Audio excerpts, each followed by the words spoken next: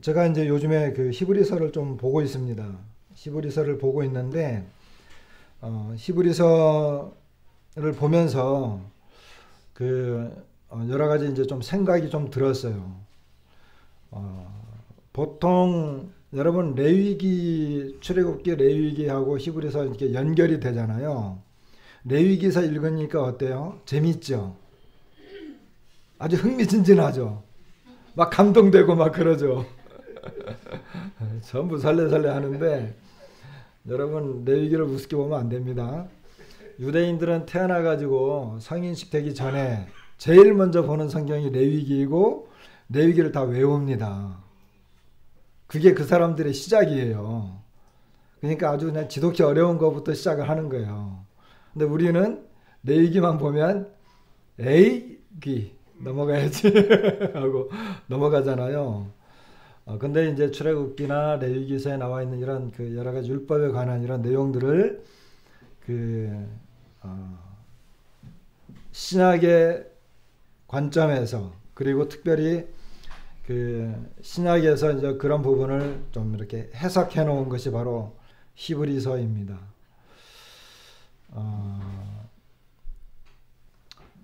그 히브리서는 그 당시에 이게 이제 주후 70년 이전에 기록됐을 거예요. 왜냐하면 성전 제사가 현재 진행형으로 기록이 됐거든요.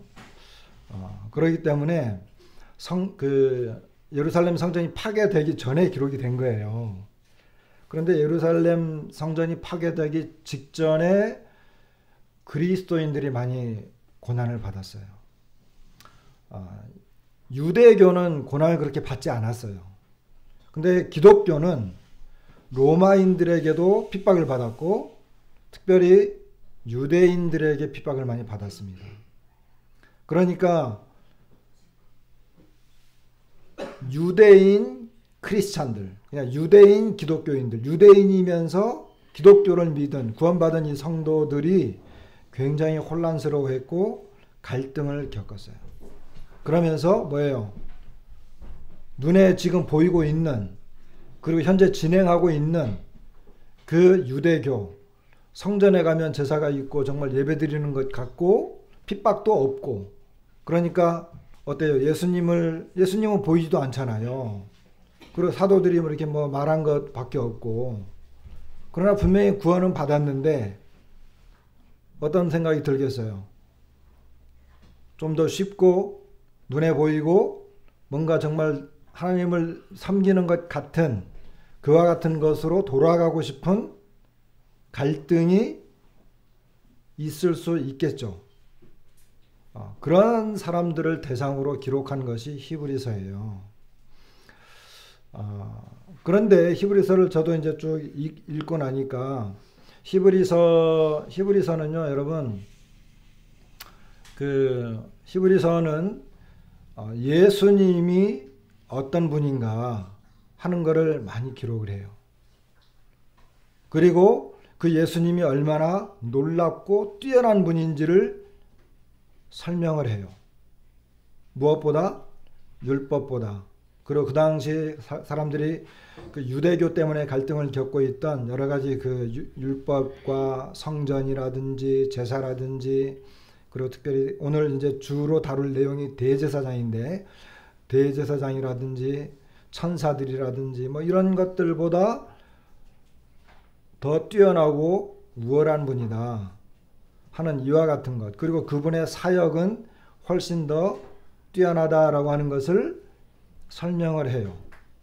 그런 다음에 중간중간에 뭘 하느냐 하면 이렇게 뛰어나신 분이 예수님이에요. 이렇게 좋은 언약과 그리고 이렇게 좋은 것들이 바로 예수님이 하신 거예요. 그런데도 여러분 믿음을 포기하고 돌아가시겠어요? 하면서 돌아가면 어떻게 한다라고 하는 이런 경고가 중간중간에 5번에 걸쳐서 아주 막강한 경고들이 나와요. 근데 오늘은 특별히 우리가 이제 레위기를 보고 있기 때문에 생각이 나서 이제 더 말씀을 드리는데, 예수님의 그 직분 중에 제사장 직분. 오직 히브리 기자만 예수 그리스도께서 영원한 대제사장이다. 이 대제사장이다라고 하는 것을 가르쳐줘요. 다른 데서는 그런 내용이 안 나와요. 근데 예수님이 대제사장이다라고 하는 것을 유일하게 아주 자세히 가르치는 그 성경이 바로 히브리서예요.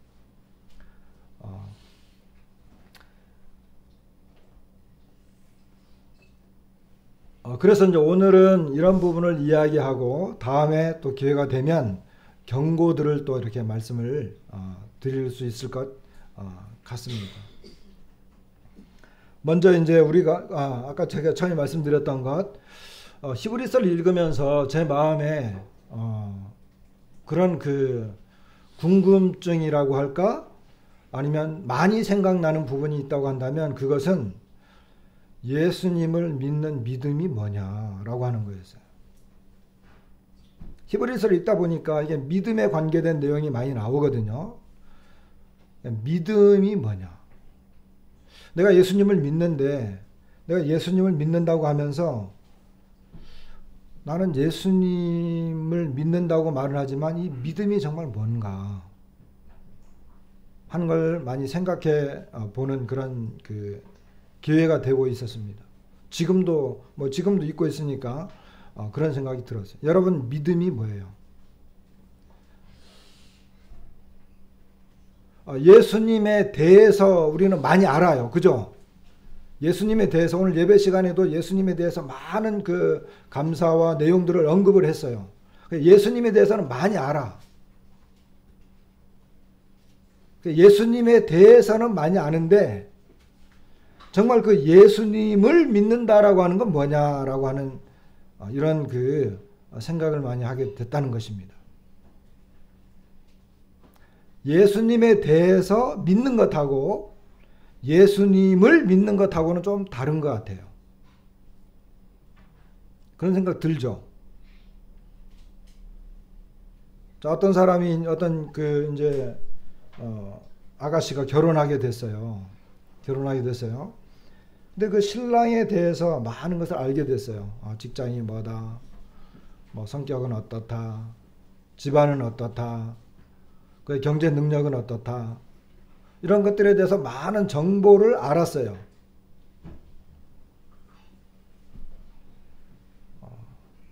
그러면 그 정보를 통해서 그 사람을 이렇게 판단할 수는 있겠죠.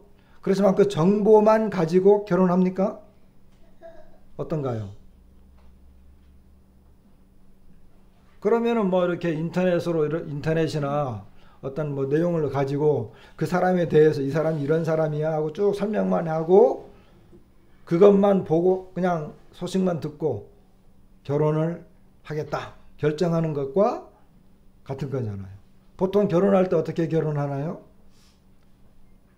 그 사람에 대해서 알면 결혼하나요? 아니면 그 사람을 만나보고 나서 결혼하나요? 만나보고 나서 하죠, 대부분. 만나는 이유는 뭘까요? 그 사람에 대해서 아는 것도 있지만 진짜는 그 사람을 알고 싶은 거예요. 일종의 이제 그런 것이라고 생각할 수 있겠습니다. 근데 제가 이제 한 가지 제 나름대로 이제 믿음이 뭐다라고 이렇게 정의 내린 것. 그리고 이제 어떤 과제가 있었는데 오늘 이 현대를 살아가고 있는 오늘을 살아가고 있는 나 그리스도인이죠. 이 그리스도인으로서 그리스도인이 갖고 있는 믿음은 뭐냐? 라고 하는 것을 생각해 보게 됐어요. 그런 것에 대해서 여러분 어떻게 생각하세요? 그 부분만 좀 미리 말씀을 드리고 좀 이제 시작을 좀 하겠습니다. 믿음. 이건 이제 제가 이제 생각한 거기 때문에 히브리서를 보면서 나름대로 여러분들이 믿음을 많이 생각할 수 있을 거예요. 믿음이 뭐다. 나름대로. 이건 제가 생각한 거예요. 먼저 우리는 10장, 히브리서 10장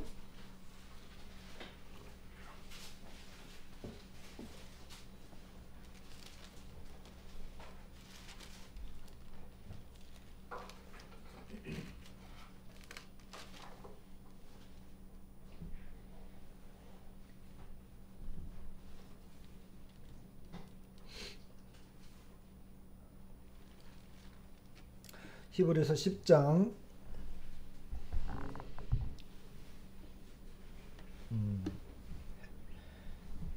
39절입니다. 38절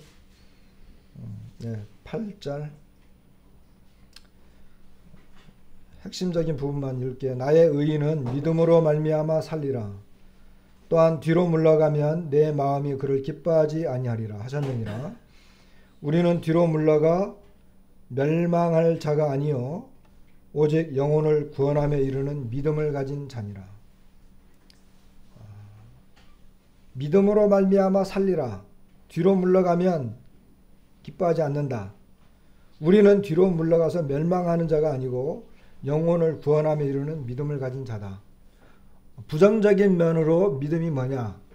부정적인 면으로 믿음을 가진 사람은 뒤로 물러가지 않는다고 하는 것입니다. 뒤로 물러가면 멸망입니다.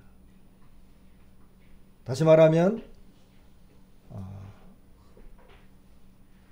예수 그리스도를 향해서 갖고 있는 이 믿음에 대해서 돌아서서 다시 뒤로 돌아가는 것입니다. 뒤로 물러가는 것입니다. 이것은 부정적인 면에서 이것은 물러가는 것이라고 표현했는데 믿음을 가진 사람은 뒤로 가지 않습니다. 히브리서에 보면 아까 말씀드렸죠. 경고 구절들이 나와요. 이것을 가지고 이 사람들은 믿음을 가진 사람들이냐, 그리스도인이냐, 아니면 그리스도가 아니냐, 그리스도인이 아니냐, 막 이렇게 막 논란이 많아요. 아직도 막 싸우고 있을 거예요, 학자들은. 그런데 한 가지 우리가 알 수 있는 것은 정말 믿음을 가진 사람이라고 한다면, 정말 믿고 구원받은 사람이라고 한다면 그는 결국은 물러가지 않는다는 것입니다. 결국은 이것이 내가 물러가지 않을 거야 하고 결심하는 것도 있겠지만 그렇게 하도록 지켜주시고 보호하시는 분이 바로 주님이에요. 자, 두 번째는 이것이 이제 오늘의 핵심 주제는 아니니까 두 번째는 긍정적인 겁니다. 11장에 이제 믿음에 관한 내용들이 나오잖아요. 믿음 11장에 그렇게 해서 그 다음에 12장에 가면 12장 2절입니다. 믿음의 주요 또 온전하게 하시는 이인 예수를 바라보자. 거기까지 읽겠습니다. 믿음의 주요 또 온전하게 하시는 이인 예수를 바라보자. 믿음이 뭐냐? 바라보는 것입니다. 누구를 바라보느냐? 바로 예수 그리스도를 바라보는 것입니다. 저는 그렇게 생각을 했어요. 믿음이 뭘까? 그리고 내가 오늘날 믿음으로 살아간다고 하는데 내가 갖고 있는 이 믿음은 과연 무엇을 말하는 것인가? 그것은 내가 뒤로 물러가지 않는 것이다. 그리고 또 다른 하나는 바라보는 것이다. 믿음은요, 바라보는 것이라고 생각을 합니다. 바라보는 것. 누구를 바라보느냐? 예수님을 바라보는 거죠. 하나님을 바라보는 거죠. 지난번에 우리에게 많은 그 말씀을 증거해 주셨던 안국환 교수님 계시죠? 그분이 믿음에 대해서 한번 이야기한 적이 있어요. 생각나세요? 그분이 생각하는 믿음은? 예, 아주 기억을 잘 하시네. 말씀을 잘 들으신 거예요. 하나님의 시선으로 보는 것. 그렇게 이야기했죠. 하나님이 나를 구원해 주셨어. 그러면 이제 그 하나님의 시선으로 보면 하나님이 하시는 모든 일들이 그냥 다 이루어진 거죠. 그런 결론을 내렸어요. 저는 그분은 그렇게 말씀하셨는데 저는 바라보는 거라고 생각합니다. 바라보는 것. 뒤로 물러가지 않고. 그러나 이제 이와 같은 그 믿음에 대해서 깊이 생각하도록 하는 것이 바로 이 히브리서입니다. 그래서 나중에 기회가 되면, 그리고 오늘 이제 이런 내용을 잠깐 보고 아주 조그마한 주제를 보게 되겠지만 이 내용을 통해서 이 히브리서에서 말하는 예수님에 대한 내용들을 우리는 이미 읽었고 또 읽으면 알 수 있어요. 그러나 그 아는 것도 중요하겠지만 알게 하기 위해서 기록하는 것이긴 하지만 이것을 우리가 읽었을 때 내가 생각하고 있는 이 믿음이 과연 뭐냐라고 하는 것을 또 더 생각해 볼 수 있지 않겠나 이런 생각을 해봅니다.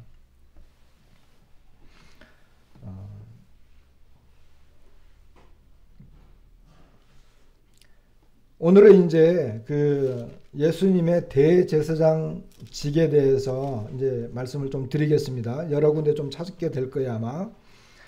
먼저 이제 우리는 그 대제사장 하면 구약의 인물이잖아요. 구약의 이 대제사장직에 대해서 나오죠. 우리가 지난번에 레위기 8장과 10장을 읽었어요. 레위기 8장과 10장. 자, 잠깐 볼까요? 레위기 8장.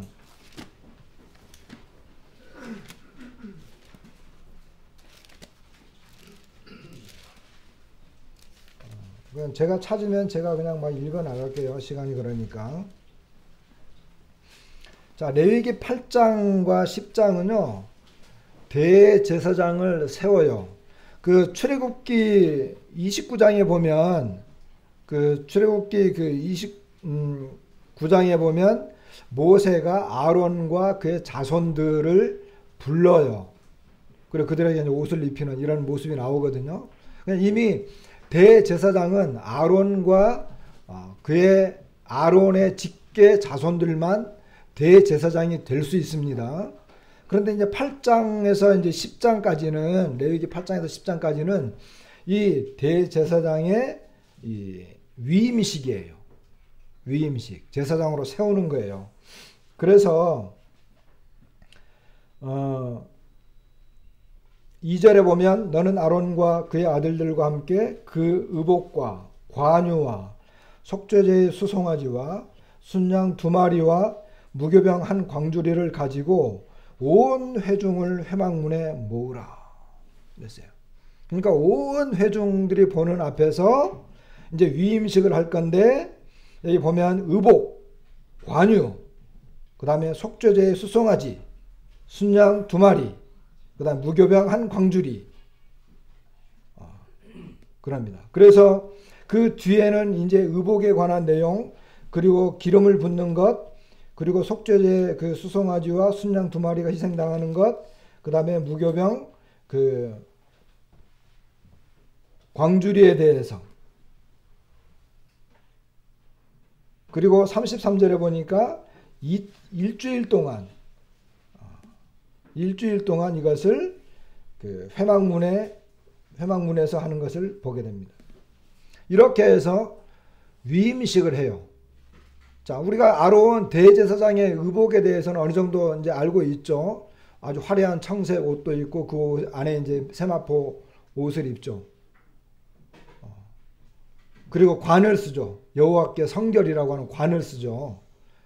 그리고 이제 오른손 엄지 귀에 뭐 오른쪽 귓볼, 엄지 발가락 오른쪽 이렇게 피를 바른다든지, 그다음 희생 제사를 드리는 것, 뭐 이런 것들에 대해서 우리는 읽어서 알 수 있습니다. 그렇게 해서 이제 위임식을 해요. 이렇게 해서 제사장을 세우는 거예요. 그렇게 해서 9장에 아론이 대제사장으로서 처음 제사를 드려요. 10장에 가니까 아론의 자손, 아론의 두 아들 아답과 나비우가 제사를 드리다가 어떻게 해요? 죽죠. 우리 아들하고 이제 어저께인가 그 이야기 했는데 아론이 불쌍하대. 왜 불쌍하냐 그랬더니 아들이 죽어도 아무 말도 못했어요. 아들들이 죽었는데도 아무 말도 못했어요. 뭐 그러는 거예요. 근데 이것은 대제사장을 위임을 해놓고 대제사장이 하나님의 그 엄위함에 대해서 분명하게 말씀을 하는 것입니다. 근데 레위기는 이 대제사장에 대해서 후반부에 또 이야기해요.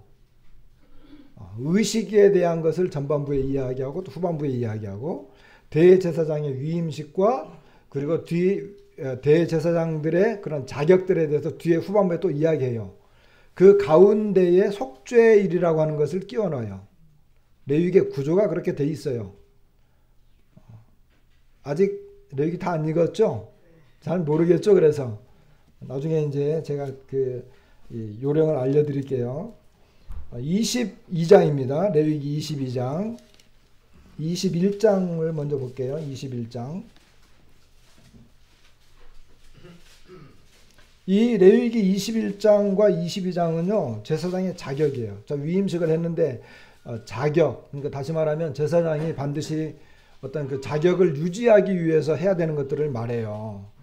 그래서 그 이 죽음 때문에 시체 때문에 더럽혀서 안 돼요. 21장에 보면.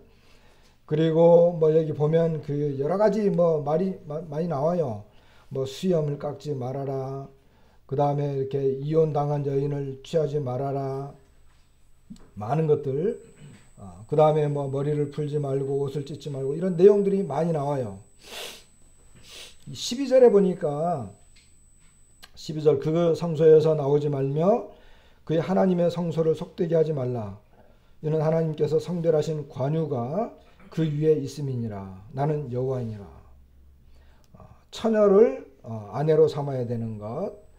그 다음에 이 아론의 자손들이지만 그 육체에 흠이 있으면 제사장이 될 수 없어요. 그 다음에 이제 그 22장에 가면 여러 가지 그 음식에 대한 것들이 나와요. 그래서 뭐 나병 환자, 유출병, 그 다음에 벌레에 접촉한 부정한 벌레에 접촉하는 것, 뭐 여러 가지 내용들이 많이 나와요.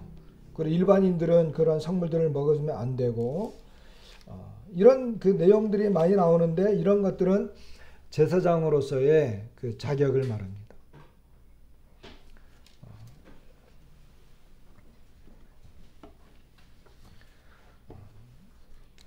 그래서 이제 오늘은 히브리서는 첫 번째는 예수님의 그 인성, 그리스도의 인성이 매우 뛰어나다. 그래서 뭐 선지자보다, 천사보다, 그다음 모세보다. 그다음 두 번째 중요한 핵심이 예수님이 하신 그냥 그리스도의 사역이 뛰어나다라고 하는 걸 말해요. 그러니까 예수님이 어떤 분이냐를 말하고 난 다음에 예수님이 하신 일이 얼마나 더 뛰어나냐라고 하는 걸 또 핵심적으로 말씀을 해요. 그 다음에 마지막 10장 후반부부터는 그 예수님을 믿는 사람들의 이 믿음의 내용들, 믿음의 생활의 뛰어남을 말해요. 이해하시겠어요? 그래서 크게 세 단락으로 나눌 수 있는데 첫 번째 단락은 예수님이 어떤 분이냐, 그분의 어떤 인성, 그분이 굉장히 뛰어난 그런 분임을 말하고 있고, 그리고 그분이 하신 일이 얼마나 또 뛰어나냐를 말해요. 근데 그러한 것들을 믿는 사람들, 이 믿는 사람들의 믿음의 삶이 또 얼마나 뛰어날 수 있느냐를 말하는 거예요. 히브리서는 정말 믿음의 서신이라고 말할 수 있어요. 히브리서는요, 자세히 여러분 읽어보면 이것은 정말 이 아주 세밀하게 아주 논리정연하게 기록되어진 무슨 꼭 논문 같아요. 근데 논문도 아니야. 왜냐하면 설교 형식으로 하니까 권면하죠, 경고하죠, 막 이러거든요. 그러니까 설교 형식이에요. 근데 설교로 다 끝나지도 않아. 보니까 또 이게 편지예요. 이런 어떤 특징을 갖고 있는 것이 히브리서인데, 제가 갖고 있는 결론적은 뭐냐 하면 믿음에 대해서 다시 생각하게 됐다. 나는 믿는 사람이니 그 예수님과 예수님이 하신 일을 믿고 그 믿음대로 살아가야 하는 나 자신이기 때문에 이건 믿음을 이야기하는 거다. 그런 저 나름대로의 그 생각을 좀 하게 됐어요. 구체적으로 좀 보십시다. 오늘은 이제 그리스도의 사역, 특별히 그리스도의 사역 중에서 대제사장과 관련된 것, 요 부분을 좀 보겠습니다. 4장으로 가야 돼요. 4장으로. 이걸 보려면 4장 14절부터 요 내용이 기록이 되어집니다.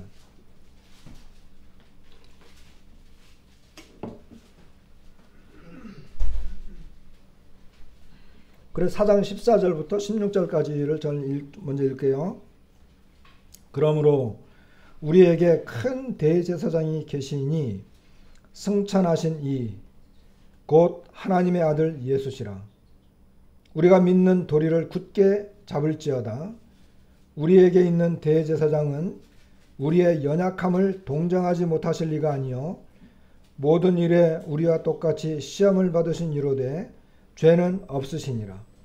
그러므로 우리는 긍휼하심을 받고 때를 따라 돕는 은혜를 얻기 위하여 은혜의 보좌 앞에 담대히 나아갈 것이니라. 요 내용이 방금 읽은 요 내용은 대제사장과 관련된 전체적인 개요에 속해요. 요 내용은. 그 뒤에부터 이제 자세한 내용들을 설명하거든요. 근데 이것은 개요 서론과 같은 거예요. 대제사장과 대제사장에 대한 내용을 이야기하면서 서론, 일종의 개요 같은 것을 말씀하고 있어요. 먼저 예수님은요, 큰 제사장, 대제사장입니다. 그분은 승천하신 하나님의 아들이십니다. 예수님의 높아지심이죠, 보통. 그러니까 우리가 믿는 도리를 굳게 잡으라는 거예요. 왜? 그분은 큰 대제사장이고 그 다음에 승천하신 하나님의 아들이에요. 예수님은.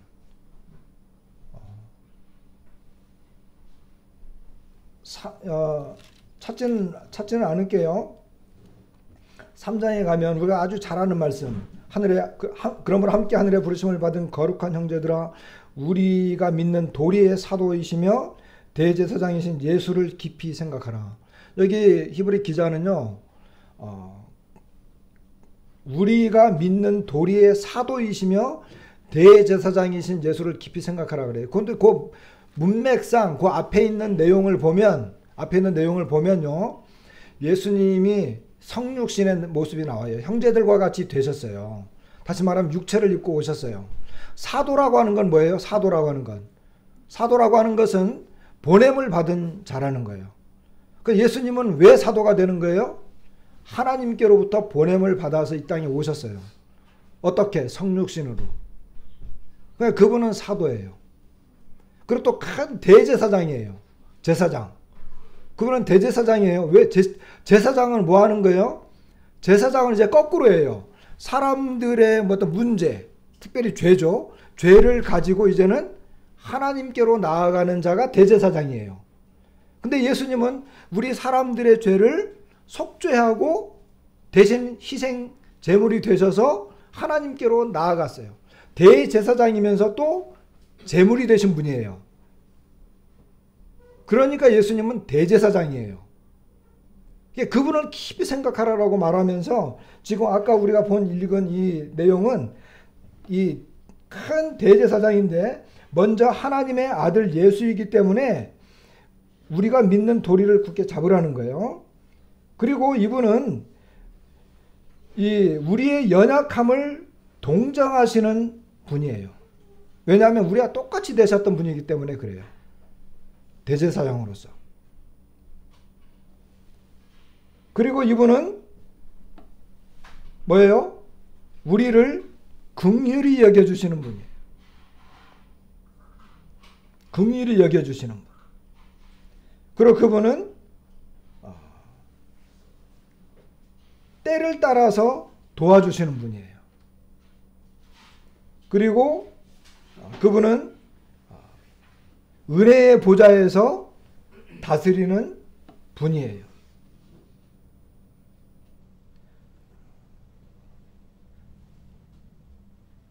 그렇기 때문에 이 14절에 보면 우리에게 큰 대제사장이 그러므로 우리에게 큰 대제사장이 계시다. 15절에는 우리에게 있는 대제사장은 그래요. 그러니까 우리에게는 대제사장이 계시고 그리고 우리에게는 대제사장이 있어요. 근데 그분에게 나아갈 수 있는 이유에 대해서 지금 이야기를 먼저 하는 거예요.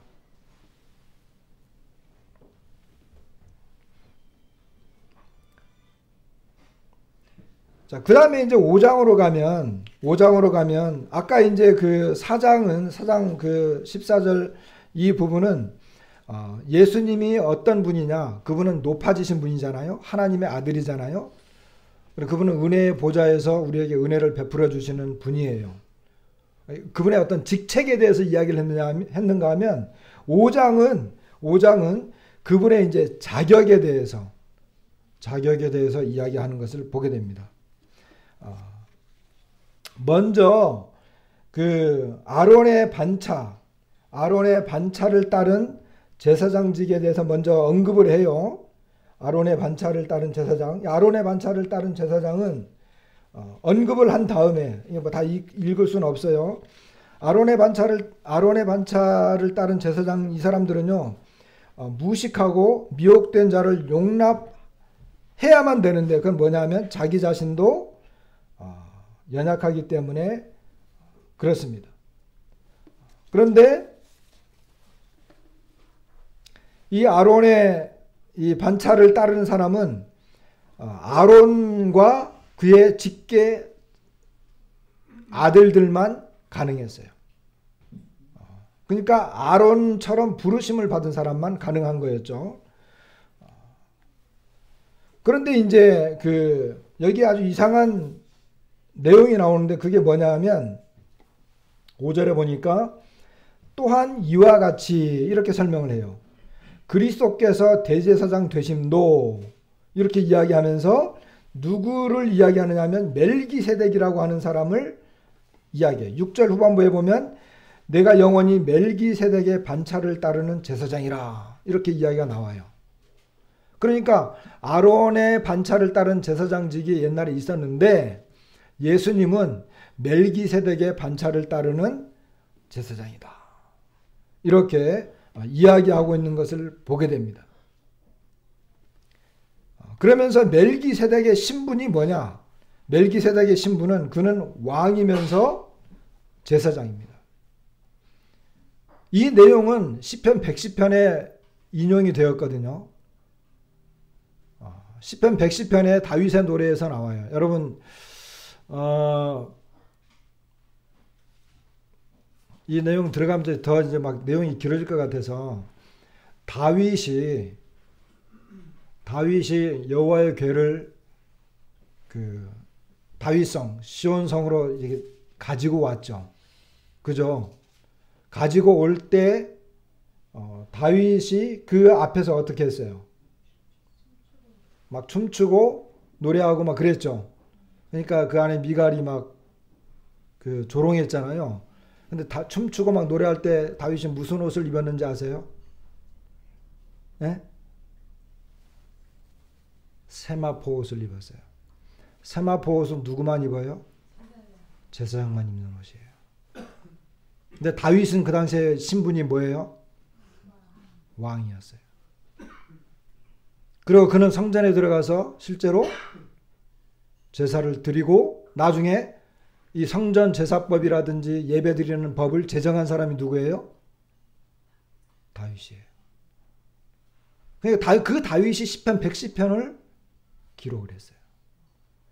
어쩌면 다윗은 자기의 후사를 통해서 그리스도가 나올 것을 알고 있었을 거예요.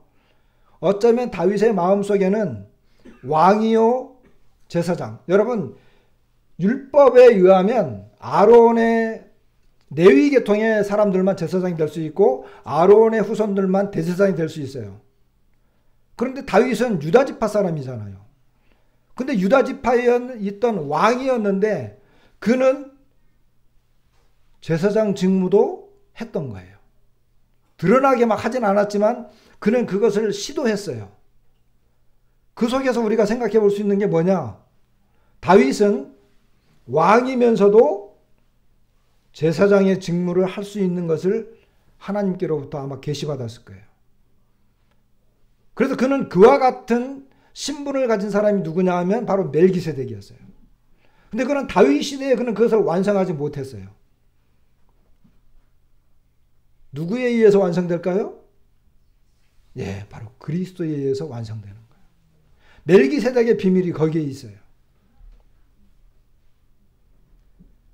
그 예수님은 멜기세덱의 반차를 따른, 그러니까 다윗이 이렇게 성경을 통해서 그가 깨달은 것이 뭐냐면, 그래, 아론 레위 계통이 아니야, 아론 계통도 아니야, 멜기세덱의 반차를 따른,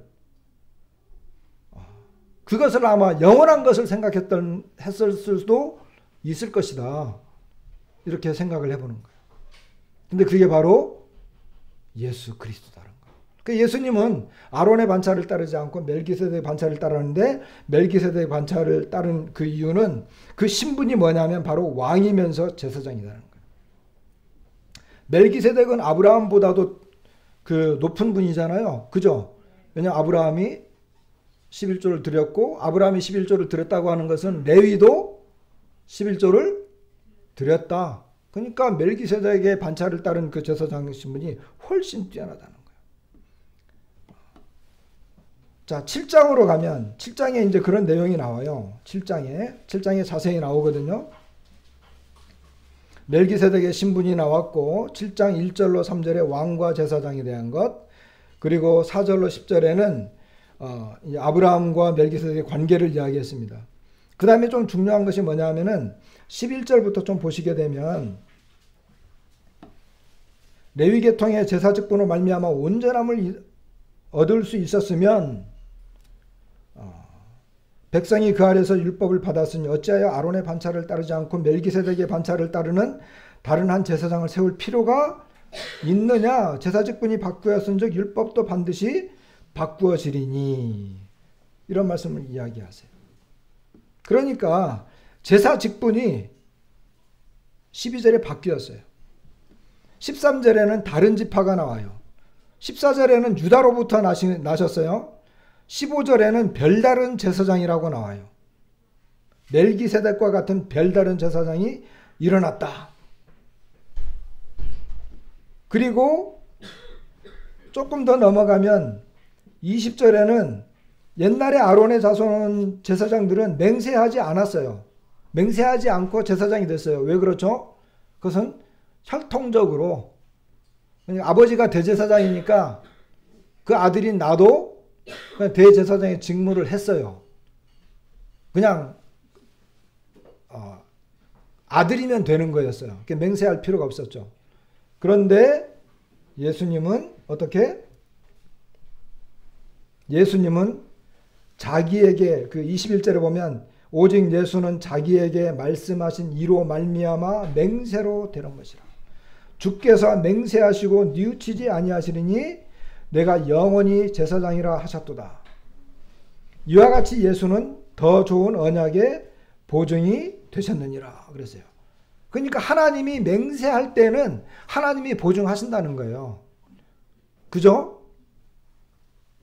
그래서 예수님은 하나님의 맹세로 된 것이고 하나 더 좋은 보증으로 대제사장이 되셨다, 이렇게 이야기해요. 23절에는 아론의 제사장직은 영원하지 않은 것이 나와요. 왜냐하면 제사장들이 숫자가 많은데 계속 죽어나가. 그런데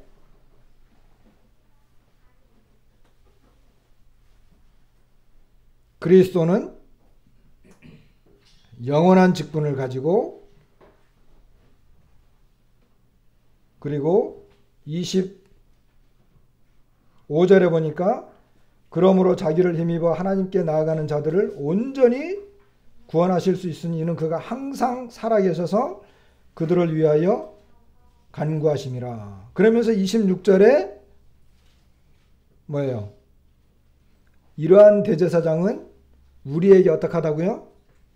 합당하다. 합당하다. 이렇게 말하는 거예요. 그러면서 이 합당한 제사장은 거룩하고 악이 없고 더러움이 없고 죄인에게서 떠나 계시고 하늘보다 높이 되신 분이기 때문에. 그리고 27절에는 다른 제사장들은 날마다 제사를 드렸는데 그렇게 할 필요가 없는데 그것은 단번에 자기를 드려서 이루었기 때문에. 이렇게 달라진 거예요. 그러니까 구약에 있는 아론의 제사장들은 완전하지 못했어요. 그들은 흠이 있었어요. 그리고 그들은 혈통적으로 그냥 자동적으로 됐어요.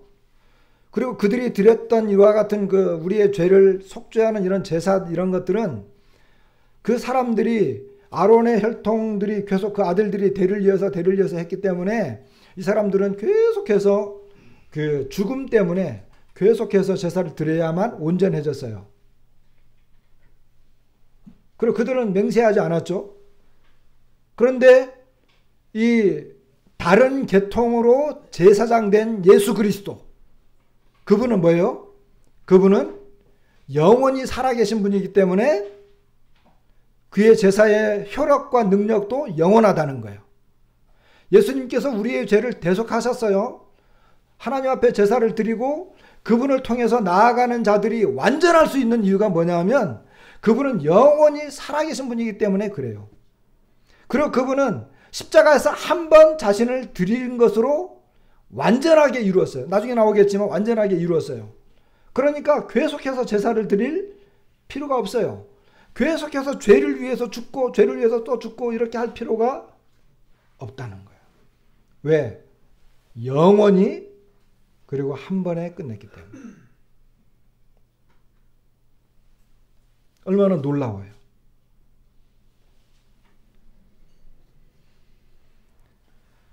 자, 그 다음에 8장에 가면 언약에 대한 내용들이 나와요. 언약과 관련된 내용들이 나와요. 언약과 관련된 것. 그런데 8장에 보시면 8장 1절에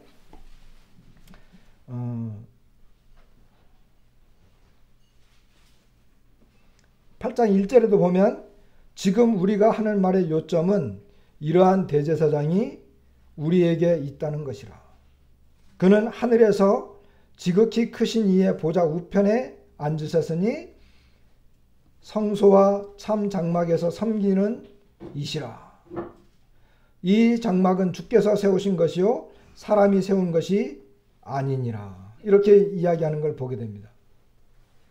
여기도 보면 이러한 대제사장이 우리에게 있다. 아까 제가 말씀드렸죠. 그렇게 영원하시고 완전하시고 다른 계통이고 맹세로 된 분이 하나님께서 맹세로 보증하신 분이고 이런 분이 우리에게 있다는 거예요. 근데 이분은 지금 어디에 있느냐 하면 하늘에서 지극히 크신 이 보좌 우편에 앉으셨다는 거예요.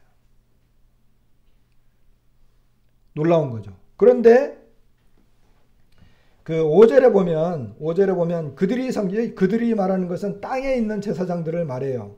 그 당시에 율법으로 말미암아 아론을 통해서 나온 사람들, 레위 지파 사람들, 그들이 섬기는 것은 하늘에 있는 것의 모형과 그림자다. 모세가 장막을 지으려 할 때에 지시하심을 얻음과 같으니 이르시되 삼가 모든 것을 산에서 내게 보이던 본을 따라 지으라 하셨느니라. 그러나 이제 그는 더 아름다운 직분을 얻으셨으니 그는 더 좋은 약속으로 세우신 더 좋은 언약의 중보자시라. 그랬어요. 중보자라고 하는 건 뭐예요? 중보자라고 하는 거. 아까 대제사장 이야기했죠. 중보자라고 하는 것은 인간과 하나님 사이에 다리를 놓아주는 자를 말해요. 그 역할을 누가 하느냐면 대제사장이 해요. 근데 아까 대제사장은 아론의 계통을 따른 대제사장은 연약하고 흠이 많고 그들은 계속해서 죽었기 때문에 한계가 있다. 그런데 지금 우리에게 있는 이 대제사장은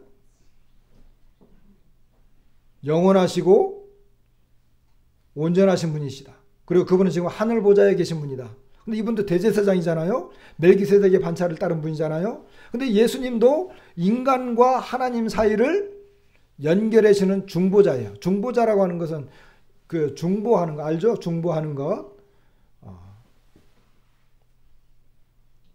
그런데 예수님께서 하신 이 중보할 때 더 좋은 이 언약은 뭐냐면 그 뒤에 나와요. 새로운 언약.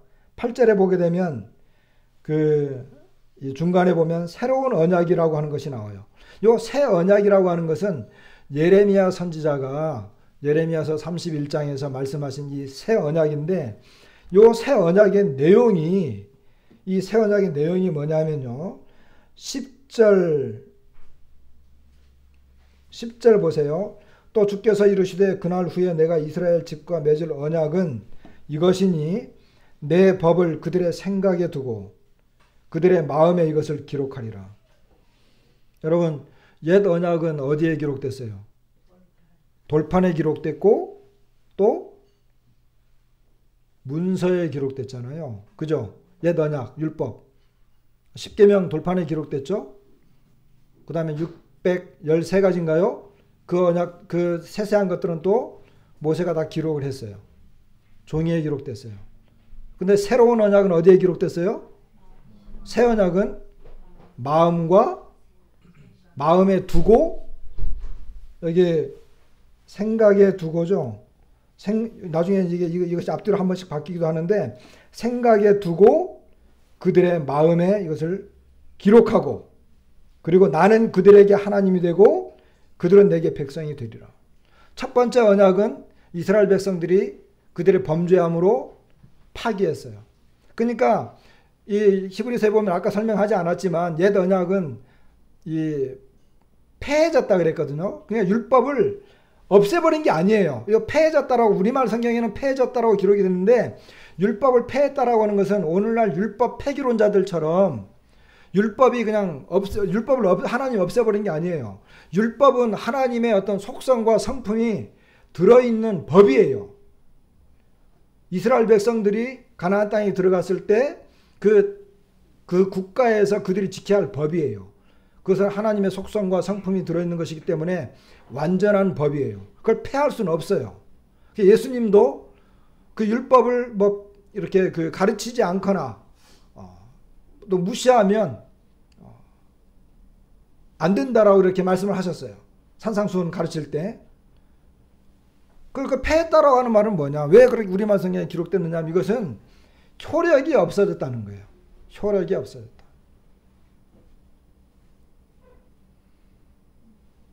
그리고 무능력하게 됐다는 거예요. 제가 직장을 얼마 전에 옮겼어요. 옮겨가지고 새로운 직장이 왔어요. 그럼 새로운 직장에서 내가 일을 하는데 내가 옛날 직장의 그 사장님이나 그 회사의 규율에 내가 얽매이나요? 안 얽매이나요? 안 얽매이죠. 일종의 그런 거예요.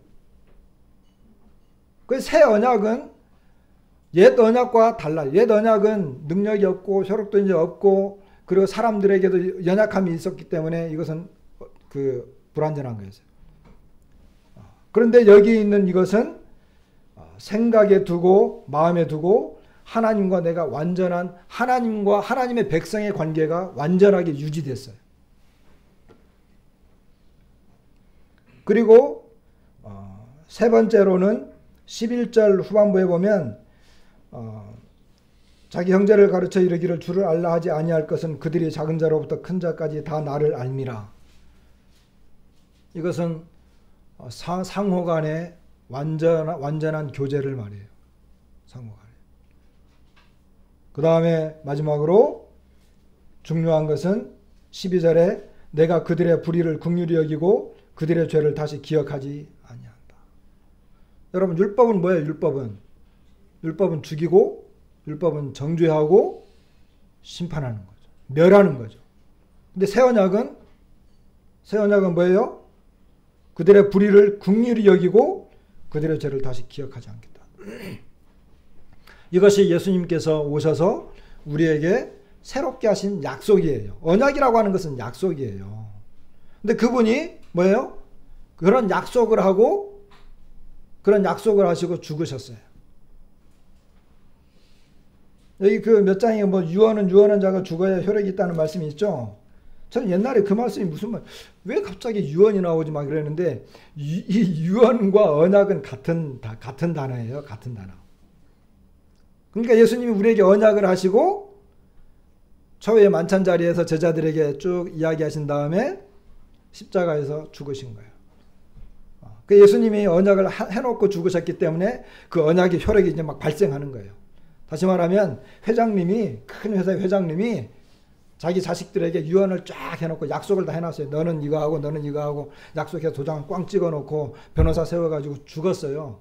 죽기 전에는 자식들에게 너는 이거 하고 너는 사장하고 너는 부사장하고 너는 저 회사 맡고 너는 이 회사 맡고 변호사 세우고 도장 찍었는데 아직 안 죽었어. 그럼 자식들이 그거 할 수 있나요 없나요? 언제 할 수 있어요? 죽은 다음에 하는 거예요. 근데 예수님께서 우리에게 이렇게 다 약속을 해놓고 십자가에서 죽으셨어요. 그러니까 이제 내가 어떻게 된 거예요? 그 예수님의 말씀, 예수님의 그 언약 이런 것들이 내 마음에 콱 들어왔어요. 맞아, 그때 예수님이 그렇게 말씀하셨지. 나의 불법과 죄를 다시 기억하지 않겠다고 하셨지. 나는 이제 하나님의 백성이지. 나는 하나님의 자녀가 되었지. 그것이 언약을 한 후에 예수님이 죽으셨기 때문에 그것이 다 이제는 효력을 발생하고 있는 거예요. 지금도. 놀라운 일이잖아요. 예수님을 믿는다라고 하는 것은 이렇게 놀라운 것입니다.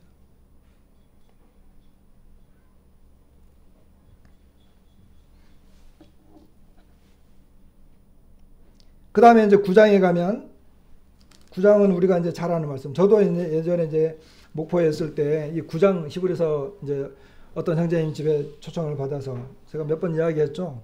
제가 구원 간증할 때마다 나오는 요절. 히브리서 9장 12절.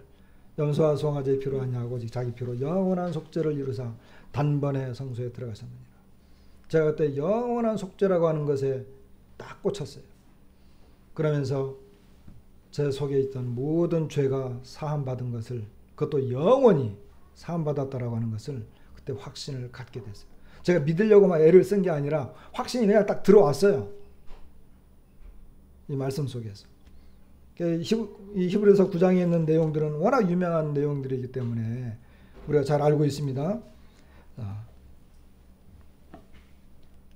자, 9장 1절로부터는 9장 1절로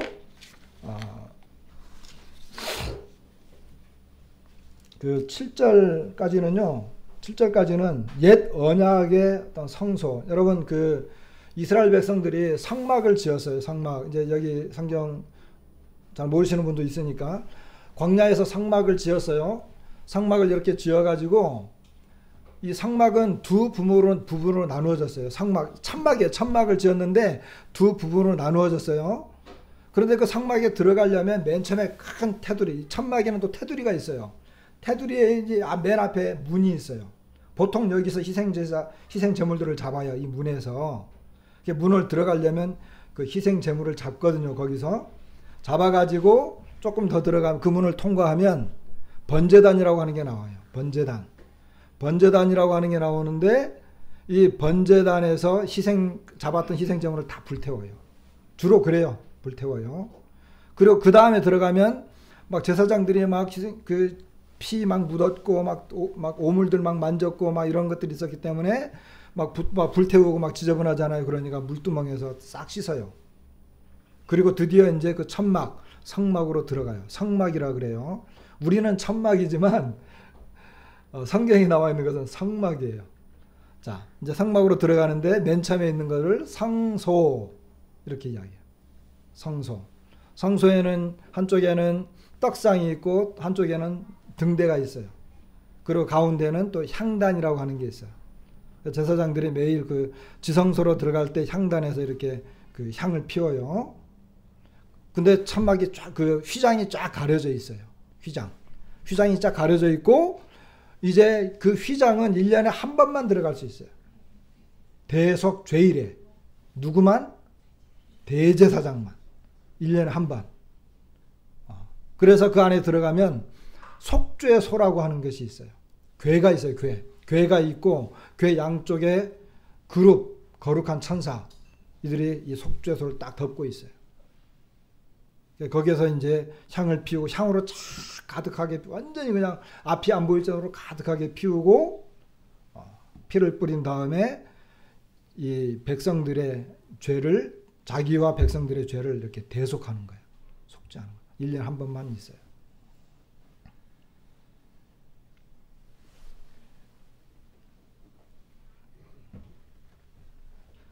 자, 이렇게 이제 이런 그 성소에 대한 설명을 쭉 해요. 9장 1절부터 7절까지. 그런데 8절에 보니까 성령이 이로써 보이신 것은 첫 장막이 서 있을 동안에는 성소에 들어가는 길이 아직 나타나지 아니한 것이라. 이 장막은 현재까지의 비유니 이에 따라 드리는 예물과 제사는 섬기는 자를 그 양심상 온전하게 할 수 없나니. 아까 말씀드렸죠. 자, 여기 성소가 있고 이 천막인데 앞에 성소가 있고 휘장이 있고 지성소가 있어요. 성소와 지성소를 휘장이 쫙 구분하고 있어요. 근데 이 지성소에는 1년에 한 번만 들어갈 수 있어요. 그러니까 첫 장막, 성소가 있는데 성소가 지금 있는 요것을 말하는 것은 뭐냐 하면 아직 여기 뭐라고 말했죠? 성소 첫 장막이 서 있을 동안에는 성소에 들어가는 길이 아직 나타나지 않았다. 그러니까 지성소에 들어가는 그것은 아직 나타나지 않았고 이것은 비유다. 왜? 그 당시에 드려졌던 예물과 제사로는 그 섬기는 자를 양심상 온전하게 할 수 없기 때문에. 왜냐하면 1년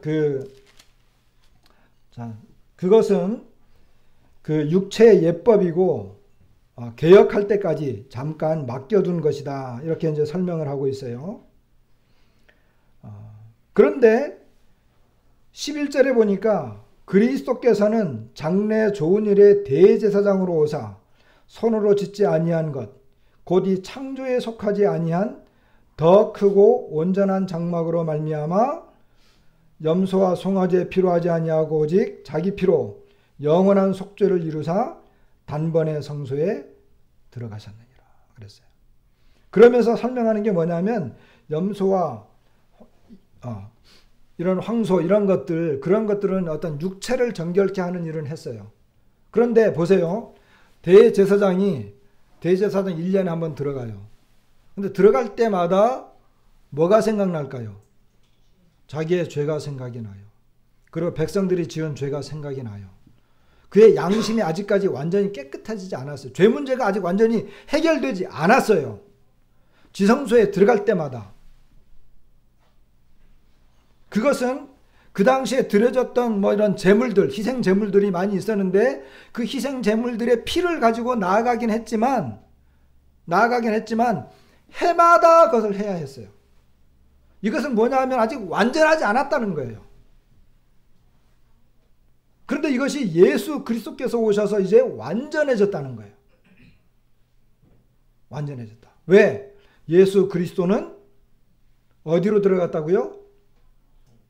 하늘에 있는 진짜 성소에 들어가셨다는 거예요. 진짜 성소에. 땅에는 땅에 있는 제사장들이 있었기 때문에 예수님이 이 땅에서는 제사 드릴 필요가 없어요. 그런데 예수님이 하신 것은 그들이 하는 것이 불완전했고 그들의 이 마음이 양심이 온전해지지 않았기 때문에 이제 예수님이 오셔서 예수님이 한 것은 이제 진짜 하늘에 땅에 있는 것은 하늘에 있는 것을 보고 모형으로 만들었지만 이제 진짜 하늘에 있는 건 진짜거든요. 그 진짜 참된 상막에 예수님이 들어가셨어요. 그리고 누구의 피로? 짐승의 피로, 자기의 피로? 자기의 피로 들어가신 거예요.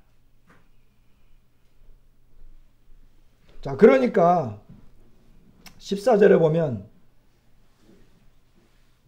하물며 영원하신 성령으로 말미암아 흠없는 자기를 하나님께 드린 그리스도의 피가 어찌 너희 양심을 죽은 행실에서 깨끗하게 하고 살아계신 하나님을 섬기게 하지 못하겠느냐.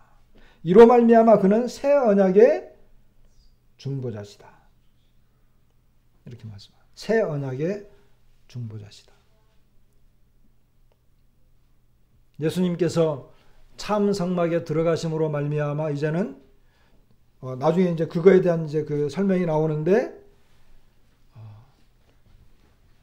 하나님과 사람 사이에 이제 진짜 중보자가 되신 거예요. 그리고 이제는 우리에게 진짜 기업을 줄 수 있는 그런 중보자가 되신 거예요. 이제는 우리의 양심상 마음으로 하나님 앞에 우리의 양심이 온전해진 채로 하나님 앞에 나아갈 수 있게 된 거예요. 자, 23절에 보면 자, 유명한 말씀, 22절 유명한 말씀이죠. 율법을 따라 거의 모든 물건이 피로써 정결하게 되나니 피 흘림이 없은즉 사함이 없느니라. 자, 피 흘림이 없은즉 사함이 없다. 자, 옛 언약 뭘로 정결케 됐어요? 피로. 그죠? 피로. 옛 언약은 피로 정결하게 했어요. 피를 뿌려가지고 그 뭐 제사장이라든지 그리고 거기 여러 가지 물건들 피를 뿌려서 정결하게 했어요. 새 언약도 뭐로 정결하게 됐다고요? 피로 정결하게 됐어요. 왜? 옛 언약이나 새 언약이나 다 피로 정결하게 돼요. 왜? 피가 정결하게 하는 거예요. 이건 하나님이 세운 법이에요. 그러니까 예수님도 피 흘리신 거예요. 왜? 우리를 정결하게 하기 위해서. 그리고 9장 23절부터는 예수님이 직접 제물이 되셨어요. 예수님이 직접 제물이 됐어요. 자, 그래서 이제 이제 결론을 좀 지을게요.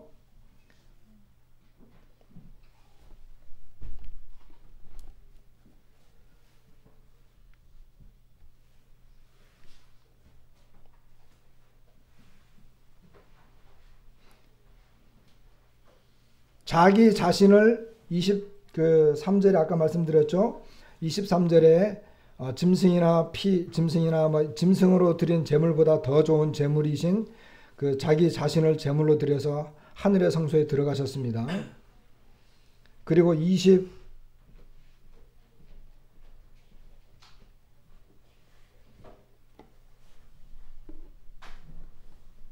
25절에 보면 대제사장이 해마다 다른 것의 피로써 성소에 들어가는 것 같이 자주 자기를 드리려고 아니하실지니 그리하면 그가 세상을 창조한 때부터 자주 고난을 받았어야 할 것이로되 자기를 단번에 제물로 드려 죄를 없이 하려고 세상 끝에 나타나셨느니라.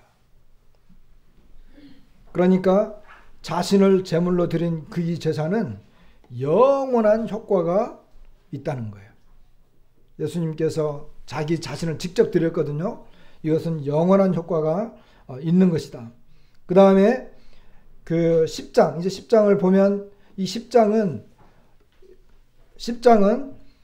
우리 주님께서 참것에 진짜 하늘의 성소에 들어가셨고 그리고 자기의 피를 흘렸고 자기 자신을 제물로 드렸는데 그렇게 했다면 그 효과가 뭐냐는 거예요.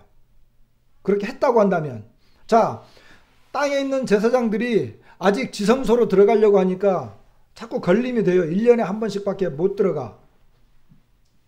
자기 자신이 연약하고 양심이 아직 더럽혀져 있었기 때문에. 근데 예수님은 우리의 대제사장이 되셔서 진짜 하늘에 있는 그 지성소로 들어가셨어요. 그리고 거기에 들어갈 때 예수님은 짐승의 피가 아니라 자기 자신의 피를 흘리고 들어가셨어요. 그리고 자기 자신이 직접 제물이 되셔서 들어가셨어요. 그렇다고 한다면 정말 그렇게 되어졌는데 그렇다고 한다면 그 효과가 뭐냐는 거예요. 효과가 바로 10장에 나와요. 자, 이거 보고 이제 마치도록 하겠습니다. 10장 1절로 9절까지는 부정적인 거예요. 왜냐하면은 율법, 아까 말했죠. 땅에 있는 이런 율법을 통해서는 죄를 해결하는데 무기력하다. 그거는 안 된다. 그런데 이제 그 10장 9절에 보면 그 후에 말씀하시기를 보시옵소서 내가 하나님의 뜻을 행하러 왔나이다.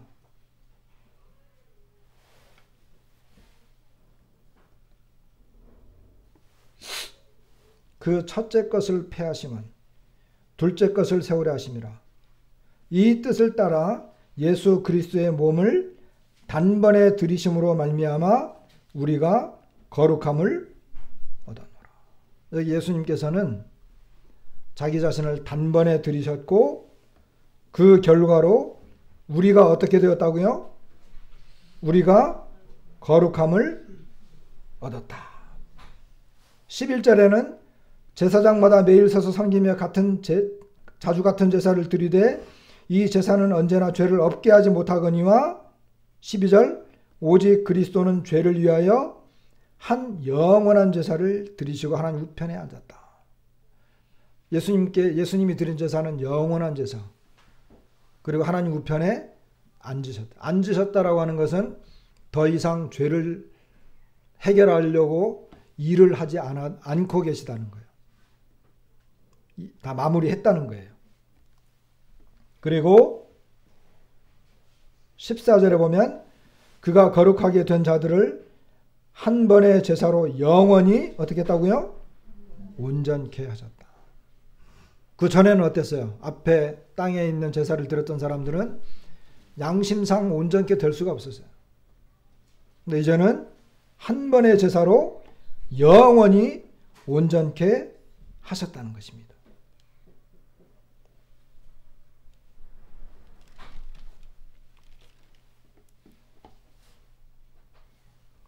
그리고 16절에 보면 같은 말씀인데 그 레위기 31장을 다시 인용했죠. 주께서 이루시되 그날 후로는 그들과 맺을 언약이 이것이라 하시고 내 법을 그들의 마음에 두고 그들의 생각에 기록하리라 하신 후에 또 그들의 죄와 그들의 불법을 내가 다시 기억하지 아니하리라 하셨으니 이것들을 사하셨은즉 다시 죄를 위하여 제사 드릴 것이 없느니라. 죄를 위해서 다시 제사 드릴 것이 없다. 죄에 관한 한 영원한 제사장으로서 한 번에 영원히 이 죄를 해결하셨다는 거예요. 그 결과로 우리는 어떻게 됐다고요? 거룩하게 되었다는 거예요. 온전케 되었다는 거예요. 다시 우리가 죄 때문에 죄를 해결하기 위해서 막 무엇을 해야 되지 않아야 된다는 거예요. 그럴 필요가 없어졌다는 거예요. 왜? 그분이 영원히 해결했기 때문에. 이것이 10장에서 우리 주님이 그리스도의 완전한 제사를 통해서 우리에게 나타난 효과예요.